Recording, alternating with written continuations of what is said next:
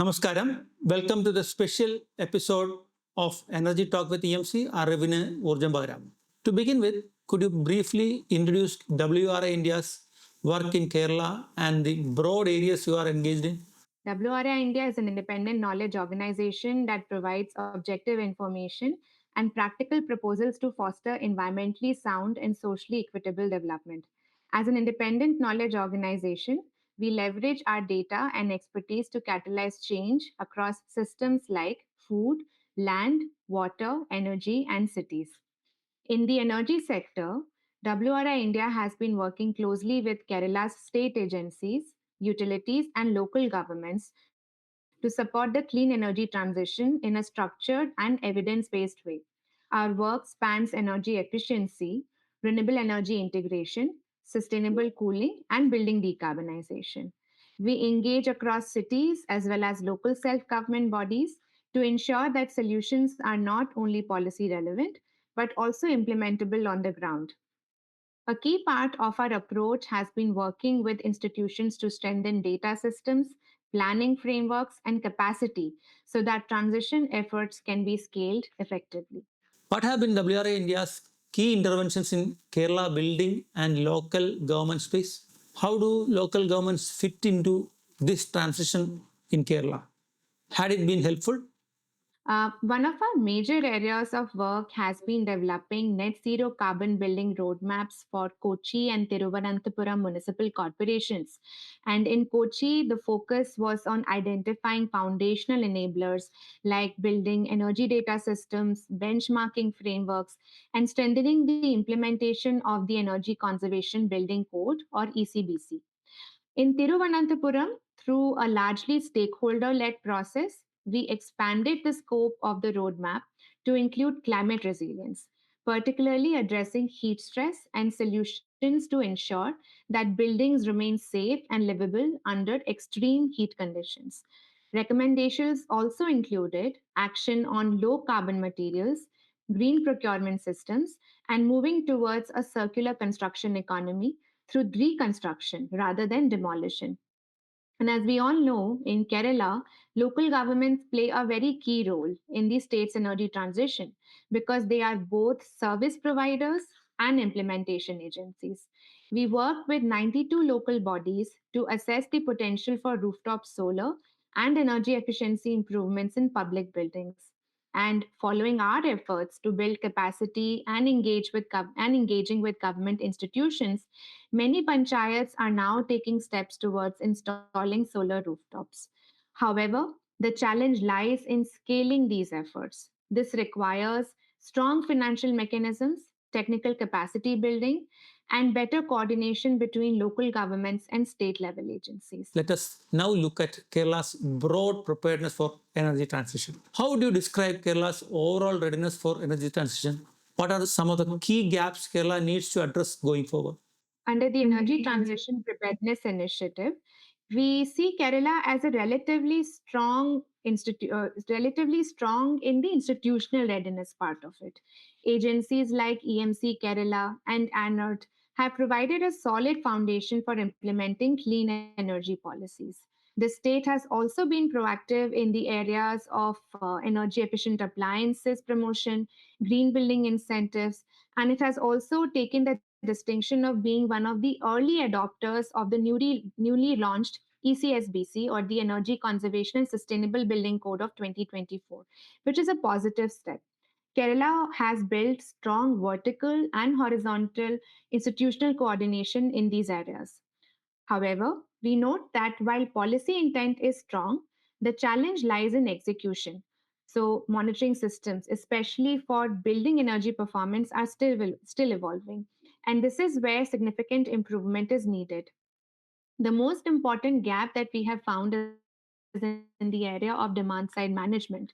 Buildings alone account for nearly a third of electricity consumption, so focusing on supply side renewable energy will not be sufficient.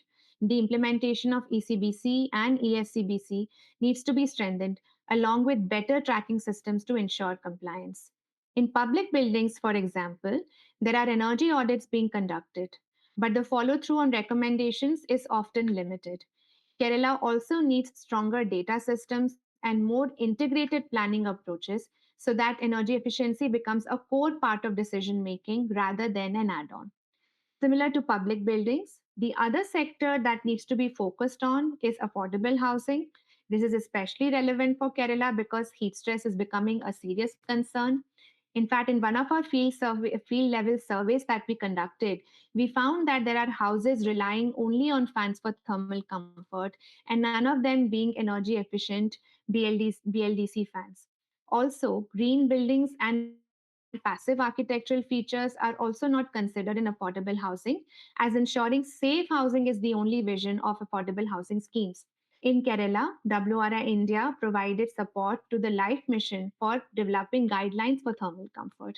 And we hope that the implementation of these guidelines will get much needed thermal comfort for the future affordable housing in the state. No organization or institution can achieve this transition alone. Partnership and collaborations are essential. How important are partnerships in Kerala's energy transition journey? What are some of the newer areas WRI India is currently working on in Kerala? Kerala's transition is not driven by a single institution, but by a network of actors, including EMC Kerala, ANERT, KSCB, local governments, and planning bodies. WRI India's role has been in supporting this ecosystem through research, technical assistance, pilot projects, and capacity building. What works particularly well in Kerala is the strong institutional ecosystem. When these agencies collaborate effectively, the impact of clean energy interventions becomes much more scalable and sustainable. We are expanding our work into new and emerging sectors like tourism and affordable housing. With KTDC, the Kerala Tourism Development Corporation, for example, we are working on developing clean energy and energy efficiency roadmaps for government owned tourism properties. These buildings have significant potential to reduce emissions and can even be transformed into net zero or near net zero facilities over time. With the LIFE mission, we are focusing on improving thermal comfort in affordable housing. This is especially important given the heat stress situation becoming more severe every year and access to affordable cooling emerging as a critical issue. The goal is to ensure that housing is not just affordable, but also energy efficient and climate resilient. As we come to the final segment of the discussion, let us look ahead to the future. My question is to WRI India. How do you see Kerala's energy future evolving over the next decade? And what role will WRI India continue to play in this journey? Kerala's energy future will depend on how effectively it balances renewable energy expansion with strong demand side action. The most important sectors will be buildings, transport, tourism, and local government infrastructure. The state already has strong policy foundations and active institutions, which is a major advantage. However, the next phase of the energy transition in Kerala would require scaling successful pilots, strengthening monitoring systems, and improving coordination across departments. Energy efficiency and clean energy need to be integrated into mainstream planning rather than being treated as separate initiatives.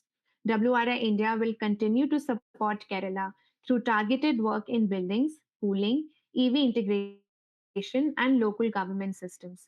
Our focus will remain on enabling practical, scalable solutions that support low carbon, climate resilient, and energy efficient future for the state in close partnership with local and state institutions. This is a useful exercise to do for us also because it gave us the opportunity to reflect on our journey in Kerala over the last 5 to 7 years, building on our work, which we started on buildings, and then we have gradually started working with Kerala state government agencies on energy transition, and we have a lot of learnings and knowledge that we've generated through this experience.